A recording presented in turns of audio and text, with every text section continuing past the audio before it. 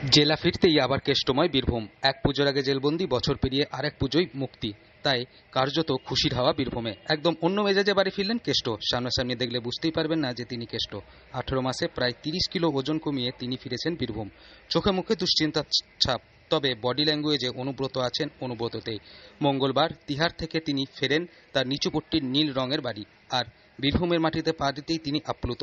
সময়টা কম নয়, প্রায় 2 বছর পর তিনি ফিরলেন বাড়ি। জমিয়ে রাখা সব অনুভূতি আর চেপে রাখতে পারলেন না।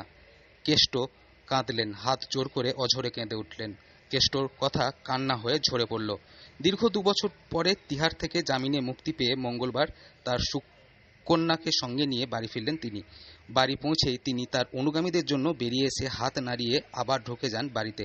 অনুগামীদের সঙ্গে দেখা সাক্ষাৎ ছাড়া দলের কোনো বড় নেতার সঙ্গে তিনি মুখোমুখি কথাবার্তা বলেননি।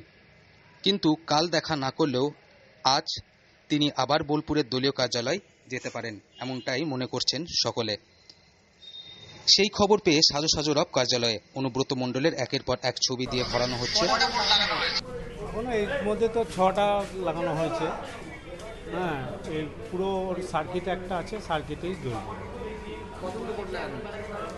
দুটো, তিনটে, চারটে, পাঁচটা, 6টা লাগানো হবে। এখন আপাতত লেগে আছে 5টা, এখনো 2টো লাগবে। বোর্ডগুলো কাজ কি হবে? লাইট জ্বলবে ভেতরে। এই বোর্ডগুলোতে কাদের ছবি আছে? ওই তো আমাদের অনুব্রত দাদা। আপনি?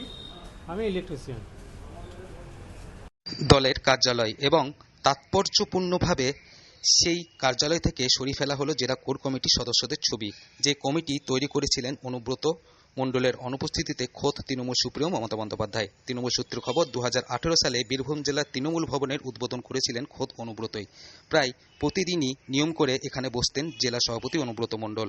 আর সেই পার্টি অফিস থেকেই তিনি সমস্ত নির্বাচনের সময় কর্মী সমর্থকদের হুঙ্কার দিতেন ফোনের মাধ্যমে। আজ সেই পার্টি অফিসে যেতে পারেন অনুব্রত। তাই যেহেতু দলের প্রিয় কেষ্টদা কার্যালয়ে আসছেন, তাই পরিষ্কার পরিচ্ছন্নতা করতেই হবে। সেই কথা মাথায় রেখে এই দিন সকাল দিয়ে দেখা গেল তৃণমূল নেতার ছবি দিয়ে সাজানো হচ্ছে কার্যালয়। কোনো ছবিতে অনুব্রতর পাশে রয়েছে তৃণমূলের সর্বভারতীয় সাধারণ সম্পাদক অভিষেক বন্দ্যোপাধ্যায় এবং মুখ্যমন্ত্রী মমতা বন্দ্যোপাধ্যায়। অনুব্রতের জেল যাত্রায় কিছু সময় পরেই তার ছবি সরিয়ে ফেলা হয়েছিল কার্যালয় থেকে। এরপরেই মন্ত্রী মমতা বন্দ্যোপাধ্যায় বীরভূমের জেলার দেখাশোনা করার জন্য কোর কমিটি গঠন করে দেন। সেই কোর কমিটির সদস্যরা বীরভূম জেলা দেখাশোনা করেন।